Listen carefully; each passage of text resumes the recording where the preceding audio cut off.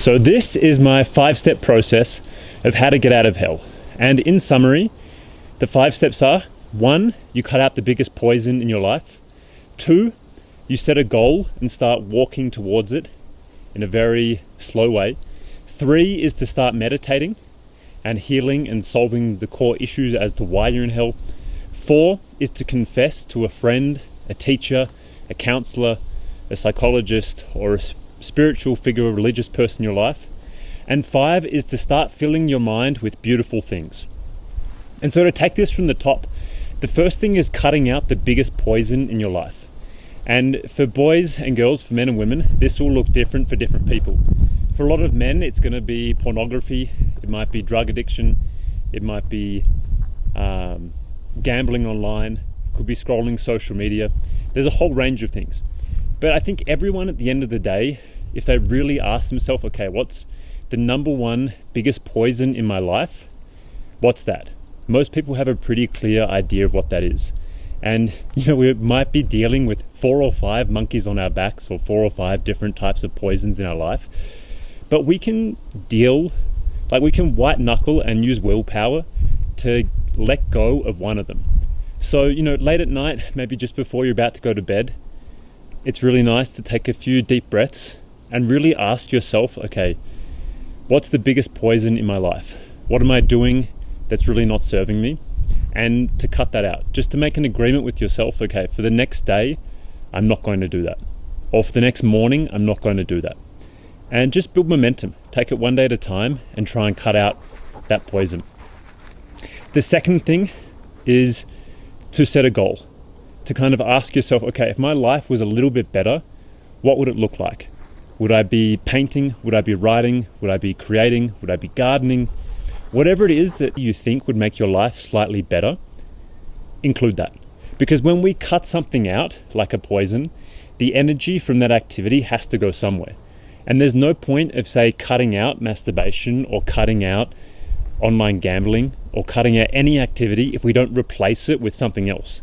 And this thing that you replace it with, it's really good if it's part of your goal and part of your dream life. So if you can cut out the worst thing you're doing and then replace it with something much better, that's a huge win. Okay, the third thing that I found really useful for myself is meditating. And, getting rid of the biggest poison and including something good is great. They put us in a great direction, but they're not actually going to solve the core problem as to why we're in hell. And the point of meditating is to let whatever is in your field, whatever's in your brain, whatever's in the back of your psyche, and kind of, coloring your days and adding a shadow to your days, is to let that come up, to have curiosity around it, and to explore it, and then to let it go. And if we are constantly suppressing it and constantly trying to avoid it, it's going to control us from the backs of our minds and back of our life and subconsciously control us. So the point of meditation is just to sit for 20 minutes a day. There's many different techniques, many different things to do, but just to sit for say 20 minutes once or twice a day and close your eyes in a quiet place and breathe. And this will be very distracting at the start and very hard to do, but that's the point. And the point is just to let whatever come up and say, okay, yep, witness it, have curiosity around it, and then let it go, and then revert your center of your psyche to breathing. The fourth thing to do is to confess to a friend, a teacher, an elder, a counselor, or a spiritual figure in your life. And this is a Buddhist concept from Dzogchen Buddhism. And the idea is that we confess what is most troubling to us and what we're most struggling with to someone we trust and ask them for help. And this is really useful because it holds us accountable.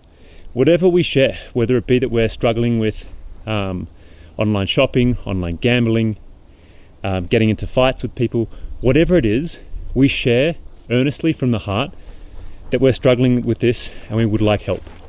And just the action of doing that will be really useful in holding us accountable and making a path forward. Because someone that loves us, respects us, and wants the best for us is probably going to listen and will listen to our problems with compassion and curiosity and then help us make a plan to get over it and to free ourselves from it. But if we're coming to them 3, 4, 5, 6, 10 times with the same problem, very tricky and also embarrassing for us. So it can be a really good motivator to change and to be held accountable. And the final thing to do is to color your mind with beautiful things. Our minds are like sponges, and if we are coloring them with really cool things, like people we love, great movies, great books, time in nature, adventures, walking, exercise, fun activities, our world is going to brighten and become way cooler. But if we're filling our mind with crap, with like violence online, with pornography online, with endless social media scrolling, with reading garbage magazines, like the lower quality information will lead to a lower quality mind and is going to trap us in hell. So these are the 5 things I recommend to people to get themselves out of hell.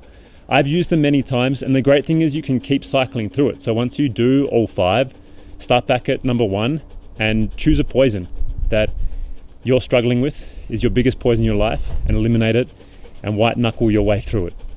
Point 2 is to choose something that you'd like to do and to replace the poison you've cut out with something you'd like to do, whether it be gardening, reading, meditating, running, walking, hanging with friends, whatever it is.